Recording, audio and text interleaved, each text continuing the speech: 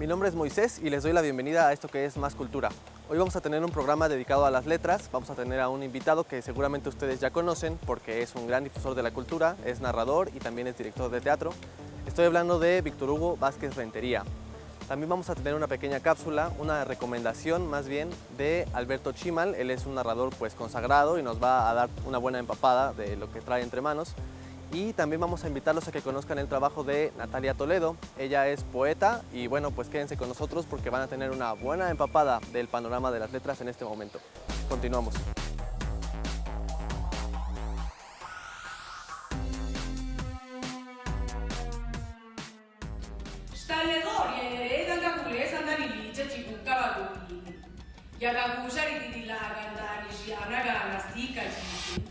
Tigunana chivaluka kibana lishayaste stigen da ribesa dani vatanave rindani tuduvo ni bisane vecini avili ni mamishini ni vitiene vegenda viane stile shajigusi dushana tia gabiongo ni sado kavandash piviane stisha giulu tiene siula di chaikke tigigna jaku bichandani tigibaro rushellenda kayo le stalle gisce gaku karalige Ragusi Olga, Rakanga Bucalici que La casa de Olga, bordaba telas y hacía hamacas. Péndulos de hilo habitaron el patio de mi infancia. Agujas de madera cruzan el algodón incierto de esos días. Una mujer indómita bordaba el terciopelo negro de la espera. De sus manos surgía un manojo de formas para los telares que tiñen su anochecido oficio. Dormíamos colgadas bajo un pochote marino. Las fotos del pintor de pelo largo, un baúl lleno de tiempo, una llave enorme y miles de hamacas eran mi casa.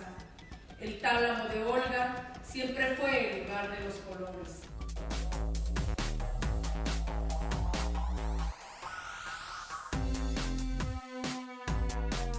Inventa la memoria de Víctor Hugo Vázquez Rentería es uno de sus trabajos que ha logrado mayor difusión.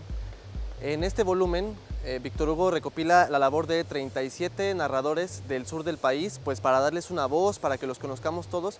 Y esto es mucho de la labor que realiza Víctor Hugo, no solamente pues compilando con autores ya consagrados. Él, como fundador y director de Énfasis Teatro, tiene una carrera que ya va, pues, ha superado los 13 años, ha ganado varios premios a nivel nacional y bueno, tiene muchísimo mérito toda esta trayectoria porque tanto los alumnos como Víctor no tienen una formación propiamente teatral. Entonces los concursos que han ganado a nivel nacional pues les han permitido obtener una proyección que quién sabe cuántas compañías con este estatus relativamente amateur podrían haber conseguido.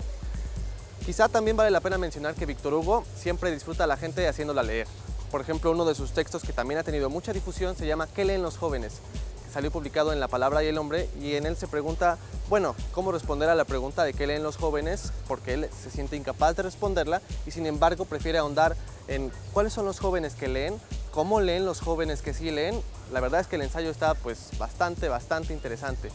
También, para poner a leer a la gente, Víctor ha estado, por ejemplo, conmemorando el Festival del Libro, el Día de la Lectura. Víctor Hugo fue al penal de Pacho, fue a poner a leer a los presos, fue a leer para ellos, fue a convivir con ellos un rato. Pues, en fin, un gran difusor. Vamos a escuchar ahora sus palabras, Víctor Hugo Vázquez.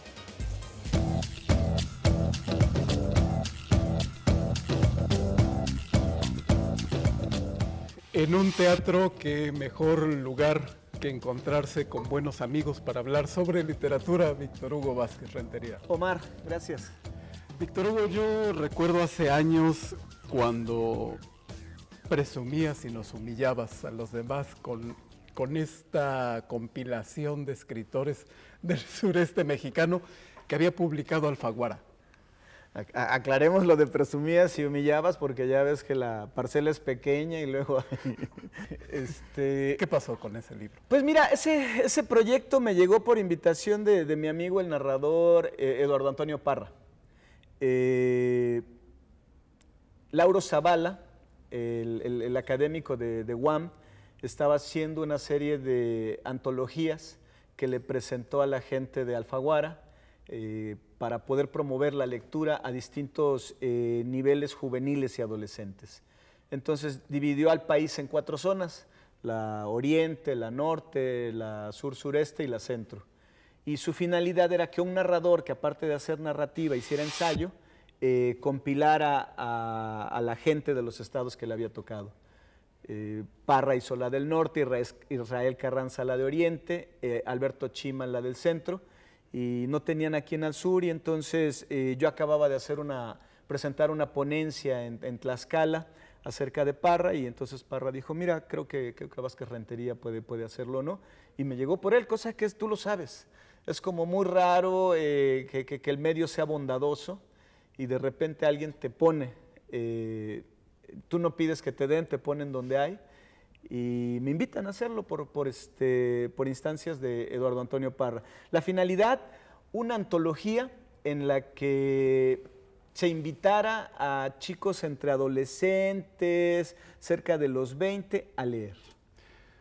Víctor, esto es como las fiestas de 15 años, nunca se queda bien. No, sin duda, sin duda, sin duda. ¿Qué pasó? ¿Cuántos escritores incluiste?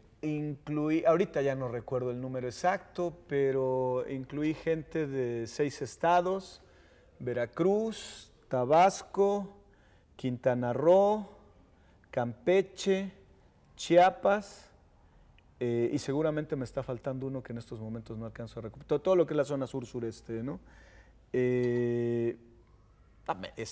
Yucatán, por supuesto, Cierto. ¿no? Yucatán, ¿no? Visibles no hubo quejas, ¿no?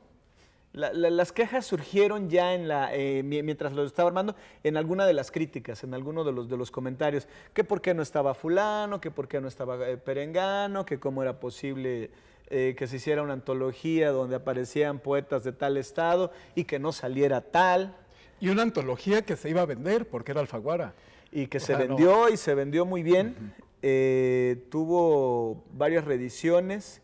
En un año se sacaron 3 reediciones y luego se volvió a reeditar 2 años después. Vendió muy bien, vendió muy bien. Y también funcionó porque la llevaron a escuelas, la llevaron como libro de texto. Aquí la utilicé incluso en la Facultad de Idiomas como libro de texto y en general me ha funcionado.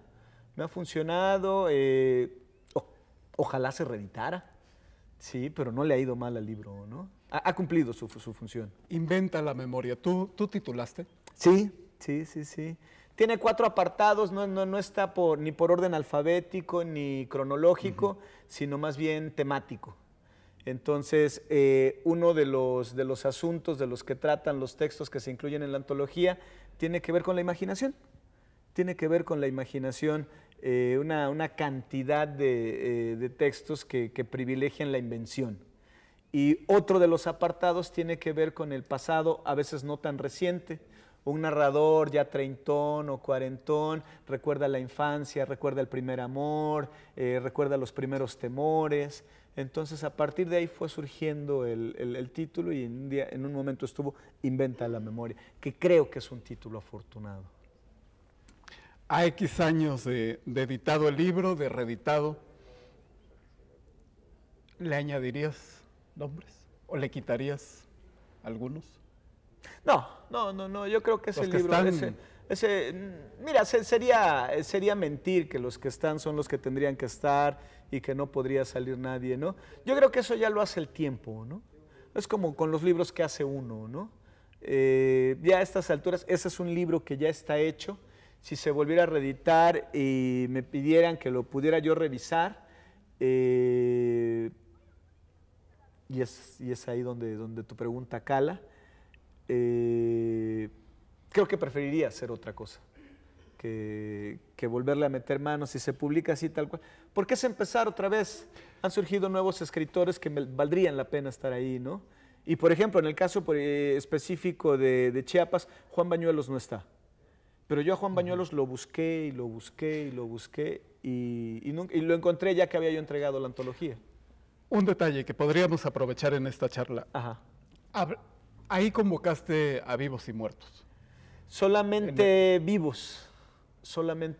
En el momento en el que Todavía estaba vivo Ponce. Todavía estaba vivo Ponce. Hablé con Mercedes, su secretaria. No se llama Mercedes, Mercedes era la esposa. Hablé con su secretaria, sí, por supuesto. y a través de su secretaria me agradeció el maestro García Ponce. Todos estaban vivos en ese momento. Qué buen dato. No, excelente. También te puedo decir que, por ejemplo, de los más accesibles fueron los que podríamos considerar los más difíciles. Pitol me dio prácticamente el texto de inmediato, me dijo el que tú gustes elegir. Héctor Aguilar Camín me contestó su correo, o quien conteste el correo de Aguilar Camín me dijo muchas gracias por la invitación. En cambio, algunos más jovencitos, con bastante menos nombres, se pusieron un poco pesados. Te mandaron con el apoderado. Sí, se pusieron un poquito pesados, pero bueno, sí, es el gremio.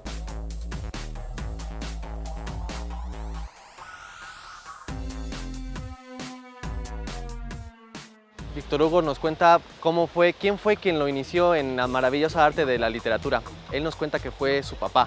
Fueron las lecturas que él compartía con su papá las que lo han llevado a ser, pues, no solamente un gran difusor, sino también un gran maestro, no solamente como autodidacta, ya que tiene formación, como ya hemos dicho varias veces, en la Universidad Veracruzana, sino también en el extranjero, donde realizó la maestría en literatura mexicana. Y bueno, esto cae mucho a colación, ¿por qué? Porque nuestra siguiente cápsula pretende darnos, pues, una pequeña salpicada del trabajo de Natalia Toledo, que, bueno, si no la conocemos por su arte todavía, podemos ubicarla un poquito porque ella es hija de Francisco Toledo, el archifamoso artista plástico mexicano que, pues, ha estado en los periódicos por su arte y, pues, por varias cosas que quizá no tengan tanto que ver. Quédense con la cápsula y regresamos. La poeta bilingüe Natalia Toledo, quien escribe en zapoteco y español, nació en Juchitán, Oaxaca, en 1967. Estudió en la Escuela General de Escritores Mexicanos, la SOGEM, ha tomado cursos de poesía con Elsa Cross y de arte moderno con Teresa del Conde. El ser hija del artista Francisco Toledo ha permitido que el trabajo de Natalia sea recibido en muchas partes, pero ese mismo vínculo paterno la ha obligado a prepararse mejor en el terreno de las letras. Conocidos por la comunidad artística el hecho de que la poeta vende comida en su domicilio del DF, ubicado en los departamentos Condesa, lugar en donde se recrea el ambiente festivo e irreverente que rodeó a Natalia durante su infancia allá en Juchitán. Respecto a su trabajo, la escritora Elena Poniatowska dice: hay quien dice que la poesía es para los iniciados, aquellos que han regresado del mundo de los sueños y conocen su lenguaje. Pero en Juchitán, Oaxaca, los poetas venden fruta, iguanas en el mercado, giran en torno al kiosco del sexo en la eterna ronda de dámelo porque yo te quiero y se esconden atrás el tronco de los árboles, como Natalia Toledo.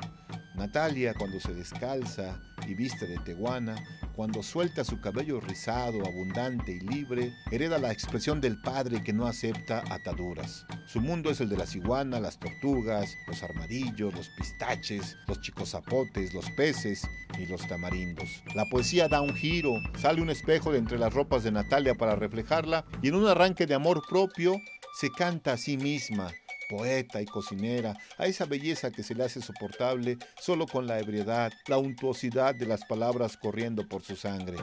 Por ser mujer, Natalia las comprende y todas las mujeres de este mundo pueden aspirar a hallarse en sus poemas, sobre todo aquellas de cuyos vientres estériles salen, como dice Natalia, las estrellas que descansan entre paredes azules, son hijos que no pudieron habitar un vientre joven.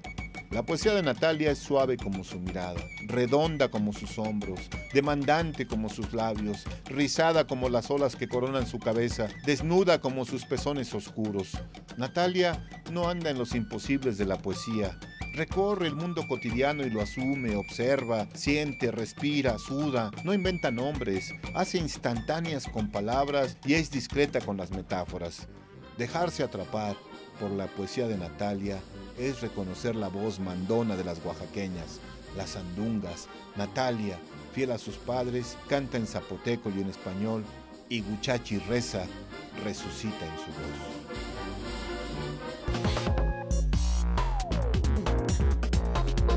Son muchísimas las publicaciones que han recibido los trabajos de Víctor Hugo Vázquez para darles difusión.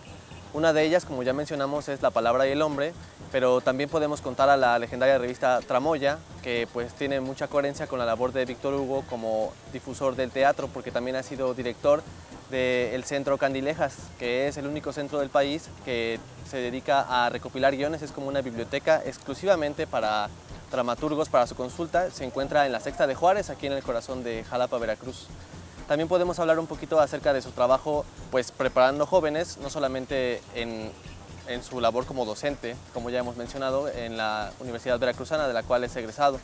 Énfasis Teatro se ha dedicado muchísimo a la presentación y a la preparación de jóvenes, ha egresado decenas de jóvenes que han terminado siendo profesionales. Esta compañía tiene ya 13 años, se ha presentado, por ejemplo, en el Distrito Federal, es decir, ha trascendido bastante. Y, por ejemplo, de las palabras de Axayácatl Castañeda, un dramaturgo y actor jalapeño que seguramente ya han visto, él pertenece al grupo Chicantana Teatro, él dice que si no fuera por la intervención de Víctor Hugo en la ex unidad de humanidades de la Universidad Veracruzana, sería significativamente más baja la cantidad de arte que veríamos de lo que producen las personas que ahí estudian y que son de ahí egresados. Ahí hay pues murales, pero también hay varios foros. Esta compañía pues ha llevado aproximadamente una obra de teatro casi cada año y medio y pues han llegado a tener varias temporadas, 4 o 5, quizá todos podemos recordar Crack o De las cosas sin nombre, que se presentó ahí en la Facultad de Humanidades casi todo el año, hace 4 años aproximadamente. En fin, pues vamos a continuar con esta entrevista de Víctor Hugo Vázquez Rentería.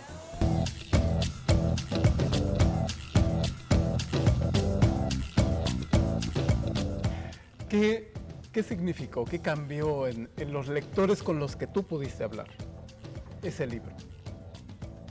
¿Animó a la lectura? Sí, sin duda animó a la lectura. ¿Qué cambió? No te lo podría decir, ¿no? Muchas veces uno lee un texto y pueden pasar meses, años, antes de que te impacte, ¿no? A nivel de vida, a nivel de lector o de creador, si tú mismo lo eres, ¿no? Pero se llevó en algunas escuelas, obtuvo buenas reseñas, obtuvo reediciones, es decir, se vendía. Varios de mis estudiantes, llevé el libro en 3 o 4 clases, varios de mis estudiantes se acercaron a la lectura por primera vez de X o Y autor a partir de ese libro, ¿no? Entonces, en el ámbito de lo cercano te puedo decir que sí hubo, ¿no? Como los cuentos, tú los propusiste, los autores, nos platicabas en el caso del maestro Sergio Pitol, que te dijo lo que quieras, o hubo algunas líneas.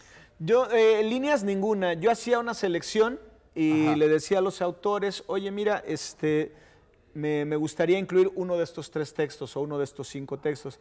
Y me decían, elige este, pero ya había yo hecho mi cernido inicialmente, ¿no? Ah, bueno, porque tenían preferencia por sobre uno que por sobre otro, ¿no?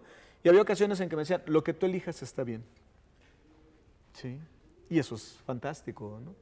Lo que tú elijas está bien, lo que tú quieras elegir, ¿no? Entonces, eso también se agradece. Lo que también te obliga, y esa es una como de las responsabilidades, pues léete la obra del autor, si tiene 20 o 30 libros, léete por lo menos 10 o 15, ¿no? Para que sepas qué es lo que vas a elegir, ¿no? Pero en general, líneas, no, nadie me las impuso, ¿no? ¿Sí? Que fueran textos accesibles para un público joven, adolescente. Y ya, pues ahí también pueden variar los criterios, ¿no? Alguien por ahí me podría decir, mira, yo no le daría esto a leer a un adolescente, tú no, yo sí, ¿no? Tú armaste el platillo, ¿sabes qué parte tiene más pimienta y cuál tiene más sal?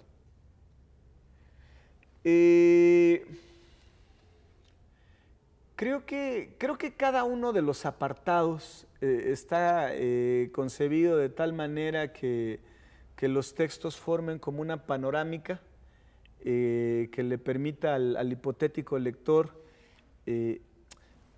mira, esto es la memoria, ¿no? Mira lo que hace alguien cuando recuerda, ¿no? A nivel de registros, a nivel de tratamientos, a nivel de espacios, de tipo de personajes, ¿no? Creo que los 4 apartados tienen su atractivo, ¿no? Y bueno, habrá ya a estas alturas los favoritos que alguien tenga, ¿no? Este texto me late mucho, este otro me parece esto, ¿no? Pero creo que en los 4 apartados hay tela de dónde cortar. Sí. Finalmente, para despedir esta charla, ¿México es un país sin lectores? No, México es un país que tiene lectores, pocos lectores, ¿no? Creo que hace falta una complicidad de cada una de las partes que se han involucrado en el asunto, ¿no? Ayer, antier, por ejemplo, veía que en el programa de Doña Márgara hay una sección donde un mosquito sale comentando libros en un lenguaje bastante coloquial y salía comentando Demian, de Hermann Hesse. Y a mí me sorprendió mucho que en un horario, si no estelar, entre las 7, 8 de la noche, este programa que es Doña Márgara, que estamos acostumbrados a escuchar cualquier otra cosa, en su lenguaje muy, muy particular, me estuviera hablando, a mí y a los miles, millones quizá de espectadores que había, estuviera recomendando la lectura de Hermann Hesse. Y tenía como telón de fondo una especie de biblioteca gigantesca, de biblioteca con libros gigantescos, y eso me pareció excelente. Eso me pareció, creo que eso, el poder de penetración que tiene la tele, no sé qué tan efectivo vaya a ser, pero eso creo que es importante. Lectores hay pocos, hacen falta más, ¿no? En los medios, en la política, en la escuela, en la familia, ¿no? Creo que hace falta, hay poca gente, y alguna vez lo dijo Saramago, ¿no? Y el hecho de estar preparando a lectores, de estar preparando a los chicos, a los adolescentes, a los adultos que recién se inician en esta actividad, no es tarea de todos, ¿no? Pero creo que sí es tarea de aquellos a quienes les interesa cambiar lo que conocemos que struggle for life, struggle for light, la lucha por la vida y cambiarla por lucha por la luz, ¿no? Creo que es necesario. Pocos y no sé si bien peinados, porque no tengo autoridad para hablar de eso, ¿sí? Y para allá vamos. Pero sí, hacen falta muchos, muchísimos más, ¿no?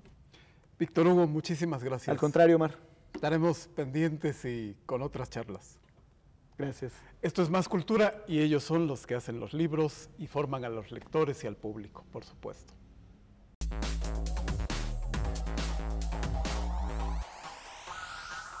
Víctor Hugo Vázquez, como ya mencionamos, es egresado de la Facultad de Letras de la Universidad Veracruzana y la materia que imparte, una de las materias que imparte es Literatura Mexicana Contemporánea.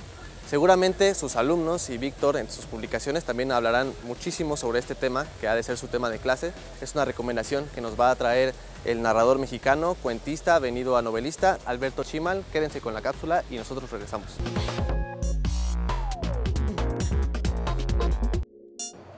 Les quiero recomendar una novela de aventuras escrita por una escritora mexicana, Loba, de Verónica Murguía, publicado por Ediciones SM y reciente ganador del Premio Gran Angular de Literatura Juvenil, el más importante que se da en la lengua española. Esta es una novela épica, una novela de aventuras en estos ambientes de las novelas fantásticas, y en ella van a encontrar todo lo que podrían esperar. Van a encontrar castillos, van a encontrar magos, van a encontrar dragones. Hay un dragón que es una parte muy importante de la trama.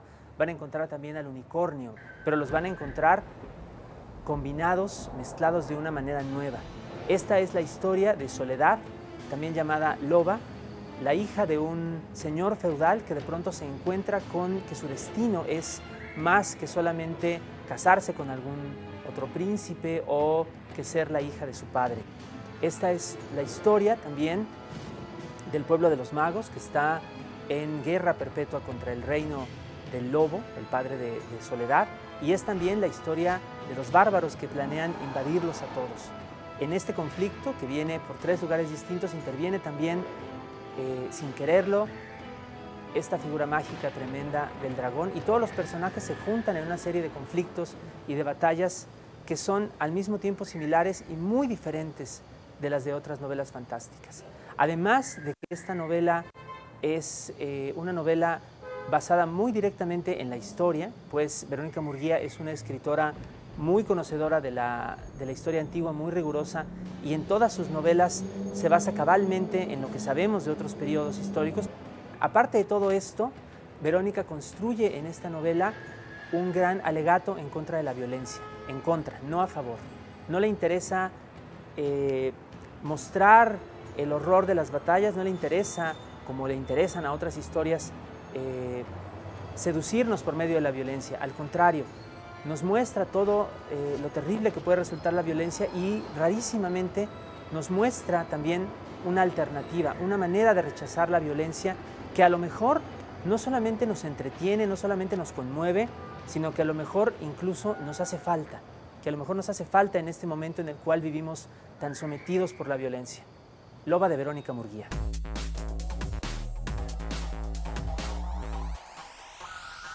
Son muchas las cualidades que tiene que tener un difusor de la cultura. No solamente que se desempeñe como artista o que tenga una trayectoria amplia, como claramente es el caso de Víctor Hugo Vázquez.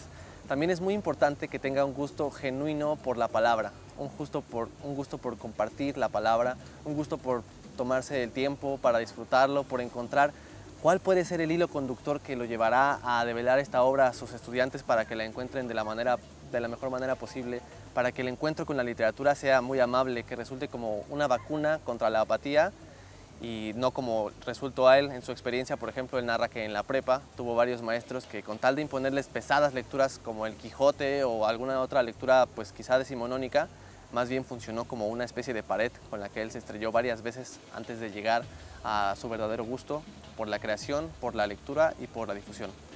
Es así que llegamos al final de este programa. Nos vemos la próxima. Ojalá hayan disfrutado la entrevista y las cápsulas.